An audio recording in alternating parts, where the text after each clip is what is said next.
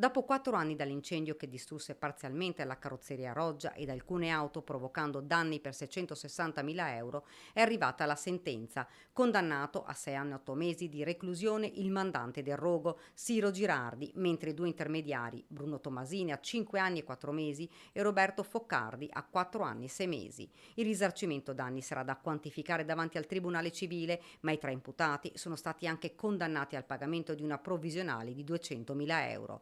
Girardi era l'ex genero del titolare della carrozzeria e sarebbe stato, secondo la procura, la mente del rogo, aiutato nell'organizzazione dell'incendio da Foccardi e Tomasini. L'esecutore materiale, invece, il veneziano quarantenne Jonathan Causin, arrestato dopo il fatto e condannato in rito abbreviato a 3 anni nel 2021.